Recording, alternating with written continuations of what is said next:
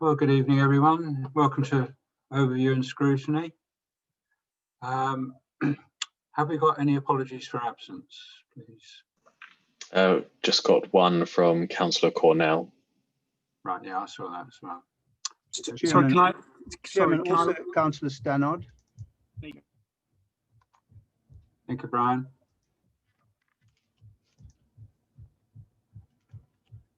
Okay, have we got any declarations of interest made? No. Announcements? Jane, have you got anything from the Chief Exec? Nothing from the Chief Executive, Chairman. No, I haven't got any either, other than I gather that some members want to get away at 5:30, so I want to try and move the meeting along as quickly as possible. In which case, we move on to item 4, the final report of the off-street parking group. I had originally invited some members of the planning department to attend, but in view of the short time that we got for this meeting, I felt it was probably inappropriate for that, as we won't be going into any great depth, I don't think, this afternoon. So, Brian, if I could ask you to briefly introduce this report. Yes, Chairman, it's I think it's spelled out there. I think this has been floating around for over a year now, and we all know that there's great concern in the council about the turning of the towns and villages into giant parking places and tips. That it's not been acceptable. It's causing so many problems, it's unbelievable. And thus Scrutiny has instructed that a task and finish group look into this and see the way forward. And the way forward is being suggested, as other councils have done, which is to create our own parking standards protocol, which would cover the numbers of spaces per development, plus also to look into the question of the care homes and retirement homes, and several other areas which is covered in the report. Thank you, Chairman. Okay, does any member have anything they wish to raise on this report? No? Oh. Mike. Thank you, Chair. Yeah, I mean, I generally support the thrust to get it through into as an SPD, and I think the draft HDRP will support that. But what I'm somewhat concerned about is a complete absence of any reference to cycle parking. So if we do push this forward, I would like some sort of clause, note on it saying, and to include the problem of cycle parking, because if you look at the government's ambitions in this direction, there are going to be more cycles around. Indeed, the sale of e-bikes is just going through the roof at the moment. And where are people going to put them? It's just not covered. And if you look at things like the ADA parking standard, SPD, it's pathetic what's being offered. So I don't have a hard preference for what we do, but I would like some sort of note put on it that cycle parking should be considered in the possibly the work of the consultant that we're recommending. Thank you. Thank you, Mike. Francis. Thank you, Chairman. I'm a bit concerned by clause 10.2 with the parking protocol. It suggests one bed should have 2 parking spaces, 2 beds, 2 parking spaces, and so on. What's the basis for those suggested allocations? Because I think these are going to cause considerable concern to any of the developers, and I'm not sure how we can justify them. So could somebody please explain that for us? Thank you, Francis. Before I bring Brian back in, who I'm sure will explain that, I've just got a few concerns about the proposals in the report, or the recommendations. I think possibly they haven't been drafted tightly enough, or possibly I'm misunderstanding. I mean, for instance, 10.5, prohibiting conversion of garages or carports into rooms. For existing property, I understand that is allowed under permitted development, although under planning permission for newer properties, that there is a condition already there that is a standard condition, that because the county recognise a garage as being equivalent to half a parking space, unless there is a way of providing that parking space otherwise, then this is already covered by condition. So I think that one at least needs some work on tightening it up. The 10.4 review dimensions of garages. I don't think we're giving any direction there to what we expect to be done, and I was expecting that this report would give a direction of the policy that we're looking for, rather than saying, well, we've looked at it and we think it needs more looking at. I don't think that really is a proposal as such. And I'm very concerned about 10.3, which goes off from what we were trying to do, I thought, with this report, which was to look at on-street parking and reduce that in residential areas.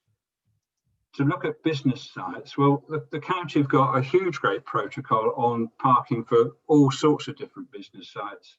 I don't think there's any need to replicate that for the district. I don't see anything in this report warranting that. There's no suggestion that generally the county parking standards for business sites is wrong.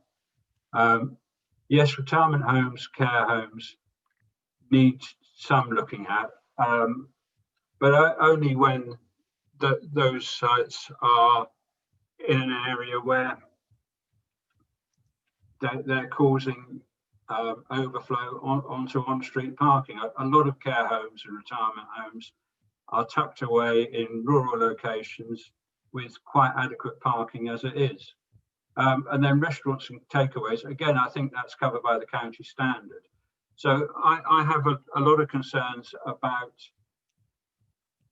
the way the report is currently produced, and I would sooner that it was taken back to the task and finish group to have one last look at it, to talk to the planners about things that are in need of professional planning advice, and then to come back to the next ONS committee with a more worked report. So that's my personal feeling about it. So no other speakers shown other than Brian. So Brian, if you could answer Francis's point and my points. Yes, certainly, Chairman. The original report was, I think, 70 pages long, then cut to 40, then down. It provided multitudes of examples from all our planning meetings, which support all those recommendations. The recommendations, by the way, I think most do have the word consider. It's not a definitive thing. It's something that's got to be investigated. As far as cycling is concerned, which Michael mentioned, I agree with him. I think possibly we could put something in there that, yeah, how long's a piece of string, Michael? Certainly there should be a cycling place for every flat, if I can just pick on that one to start with. Possibly there should be 2 cycling places for every flat. So I think that's something that could be investigated. As far as business sites are concerned, similarly, we have seen innumerable business sites which have given totally insufficient parking. If you, I presume you saw in the report the Stenian example I put there, which for a new business site, they were going to give 3 parking spaces, but 9 staff were going to work on the site. And now that's just off Stenian High Street, which is a total nightmare. I understand people from the north, haven't seen those particular ones, but I'm sure there's similar ones up in your area as well. Francis's point about the 2 spaces, that's the nub of the problem. just at the last planning committee meeting north, in fact, the last 3, I think it was, that's been a major problem. And you've got that email I put in from Mr. Donnelly of Horsham, which is brilliantly written, which actually does praise Councillor Haigh for saying that one space was inadequate in those flats. It's clear throughout the district that one space for flats is pretty inadequate. The question of garages is also something that does cause concern to a lot of people. It seems daft that garages and or carport spaces are built off-site and then they turned into rooms. The developers may get peed off. Of course they'll get peed, excuse the French. The developers may have certain concerns about increasing our parking spaces off street. And you know why as well as I do, which is they don't make as much profit. A garage to them is a loss factor, unlike a bedroom. On a bedroom, they make more money than a garage. As it happens, the bedrooms are too damn small as well, but you know, that's another story.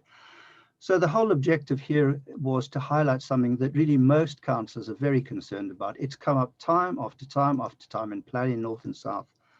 And the idea here is to put forward this proposal with a view of instructing Horsham Planning to recruit a consultant to work through these suggestions in collaboration with Scrutiny, with a view to getting a new protocol.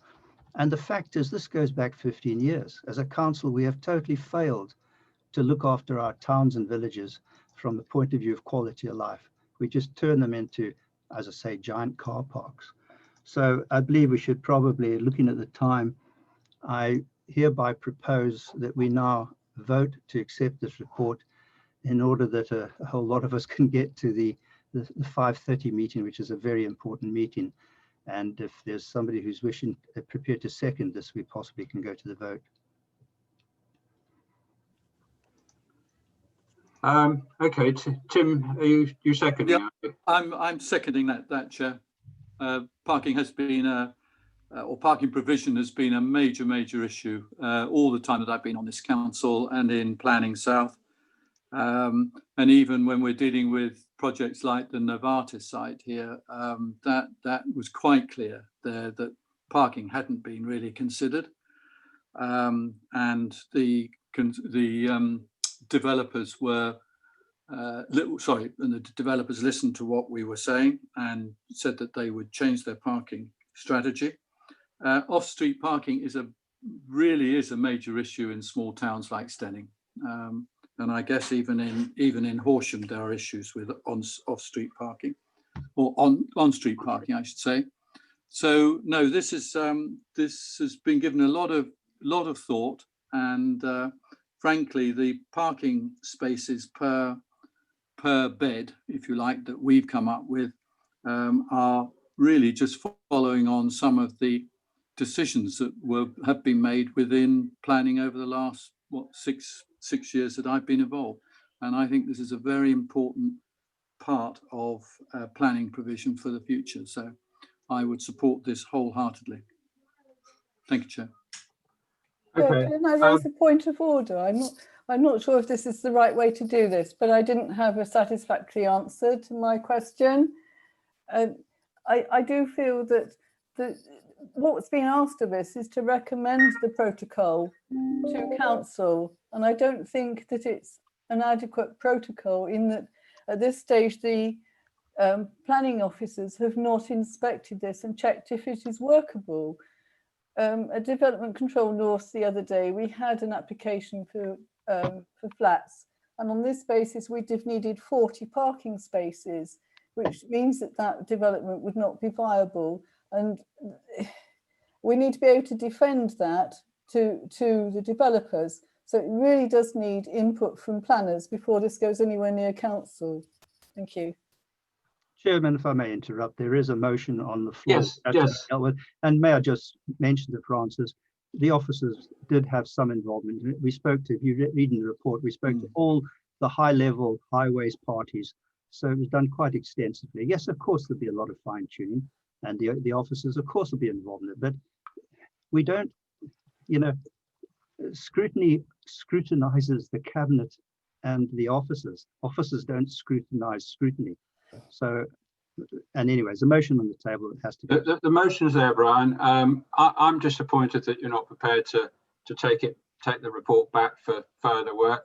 But as we have a motion in front of us, can I ask Democratic? Sorry, David Skipp's trying to interrupt me. But I actually put my hand up a little while ago before Sorry, Brian Dave. proposed his motion. There are several things that I'd like to just inquire about. 821 says the government's planning legislation. Chairman, there's a motion No, on look. the table. No, I put my hand up before Brian. I want to be heard. The government's planning legislation limited the number of parking. David, I'm sorry, but Brian was ahead of you in the queue. He made a motion that we go to a vote. Unfortunately, I'm not going to post. I'm having to take that vote. But I want to ask the questions. That's all. Well, ask a question and then. Well, it's on the report itself, and I just want the answer to several questions. One, the government planning legislation limited the number of parking spaces off-street. Now, I understand that county highways suggest that's something in the region of 1.5 to 1 3/4 car per dwelling. Is that correct?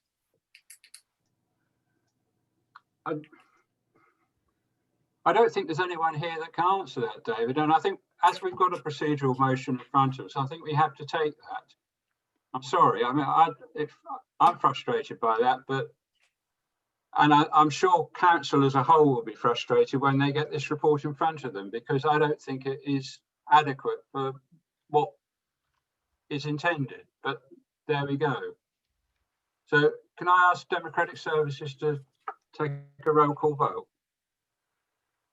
Isn't it feasible to propose an amendment to the proposal at this stage? I think the proposal is to put this report to council, and I think that is a pretty binary decision. We either agree to put it to council or we don't. Sorry, could I just step in? If the committee agrees,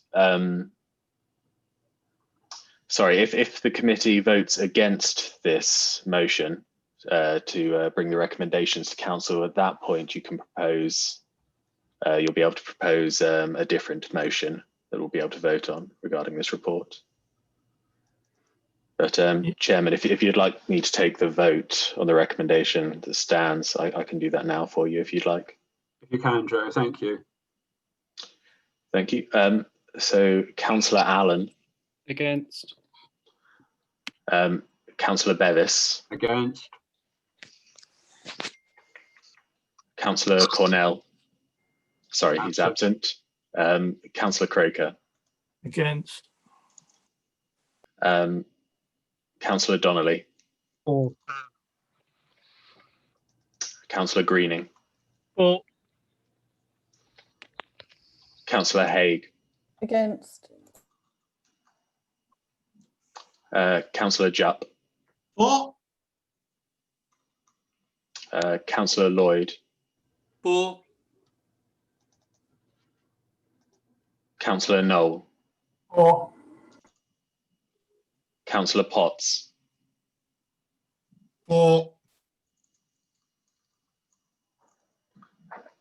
Is Councillor Saeed present? No. Councillor Skipp. Against. Councillor Stannard. Absent. Thank you. And Councillor Wright. For.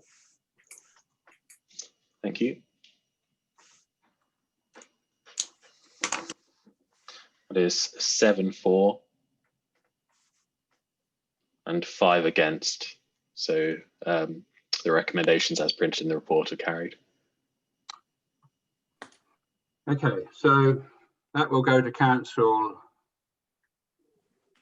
whenever, tomorrow, Wednesday. I'm losing track of the days. It's on the next to council agenda anyhow. So we will have to continue our discussions there. The next item on the agenda is work programme with a suggestion from Councillor Croker. Bearing in mind the time we've got to consider this, I wonder whether we could take this offline to bring back to the next ONS meeting a terms of reference and a programme of work for a potential task and finish group. But Councillor Croker, if you want to speak on this. Thank you, Chair. Yeah, I'd be quite happy to do that. In particular, I'm interested to see what Council make of the LC whip. Thank you. Okay. Councillor Donnelly. Yes, thank you. I agree. At the last meeting, we had in fact agreed that we would take Michael's proposal or suggestion to the next full meeting of scrutiny, but that we would want to look at the LC whip report in advance. And I'm sure Joe's noted that and will give us a copy of that before the meeting so that we can have a good look at that. We were always hoping that it would have all the answers, but some people think perhaps not. And we also thought that because the town PDAG had done, I think, quite a lot of work in it, that it may be useful to get the cabinet member Burgess in to give us a bit of a background discussion on it as well.